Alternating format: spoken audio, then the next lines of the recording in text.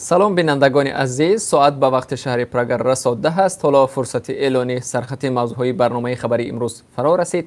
тафсилоти ин ва гузоришҳои дигарро дар барномаи ахбори озодӣ соати расо 1 дар пахши мустақим ва ҳам сабти онро дар саҳифаи озодӣ видео дар YouTube метавонед тамошо кунед. санаи сафари президент ба Исфара ва аз ҷумла ҷамоати ворух дақиқ шуд. қарор аст пагоҳ нимаи дуввуми рӯз президент Эмомалӣ Раҳмон ба ноҳияи Исфара равад. сафари президент дар ҳоле баргузор мешавад ки рӯзи 22 июл миёни сокинони ворухи Тоҷикистон ва Оқсои Қирғизистон муноқиша сар зад ва як сокини ворух кушта 5 тани дигар захмӣ шуданд.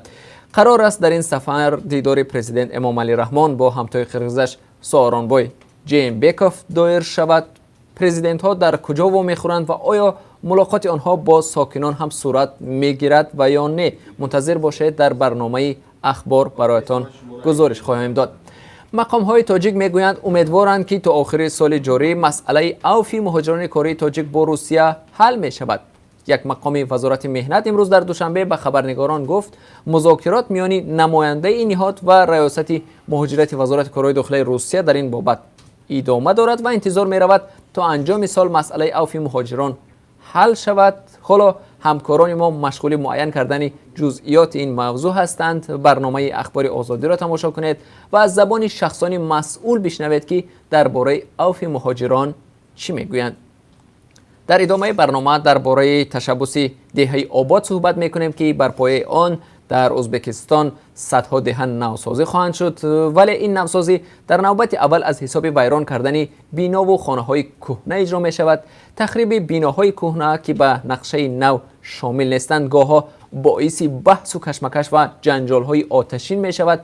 ҳафтаи гузашта як соҳибкори узбек муовини ҳокими ноҳияро барои вайрон кардани дуконаш оташ зад ва ин ҳодиса ҳам ягона нест. имрӯз дар бораи як зани боғбон ҳам суҳбат мекунем ки ба нишони эътироз аз тахриби боғи парваридааш таҳдид кард ки худро оташ мезанад. тафсилотро дар барномаи ахбори озодӣ хоҳед дид. ба ҳисоби вазири маориф хонандагони мактаб дар Тоҷикистон ҳар сол ба 6 миллион ҷуфт пойафзол эҳтиёҷ доранд ва ин вазорат дар фикри боз кардани корхонаи пойафзолбарорӣ афтодааст. ин изҳороти вазир сару садоҳоеро дар мавриди эҳтимоли ҷорӣ кардани пойафзоли ягона дар мактабҳо ба вуҷуд овард. гумонзаниҳое низ садо доданд ки волидонро маҷбур мекунанд ки аз фабрикаи вазорати маориф пойафзол харанд. аммо вазири маориф инро рад мекунад. паёмади изҳороти вазир ва ҳадсу гумонҳо чӣ хоҳад буд? тафсилотро дар барномаи ахбор бобинед. бинандаи арҷуманд дар шаҳри Душанбе айни замон нишасти вазорати тандурустӣ бо ҳузури хабарнигорон идома дорад. ҳамкорони мо низ дар ин нишаст ҳузур доранд. муҳимтарин нукоти ин нишастро дар барномаи ахбор хулоса хоҳем кард ва ҳамчунон дар идома гузориша ҳам дорем аз Австралия. як садамаи нақлиётӣ дар Австралия ҷиноятеро ошкор кард ки метавонист боиси мӯтодӣ ва марги садҳо нафари дигар шавад. ҳодиса аз бархӯрдани мошини як ронандаи оддӣ ба мошини корманди полис оғоз ёфт, аммо кормандони полисро на худи садама балки маводе ки аз дохили мошин пайдо шуд ба ҳайрат андохт. полис аз дохили ин мошин чӣ мавод ёфт? дар барномаи ахбори озодӣ хоҳед дид.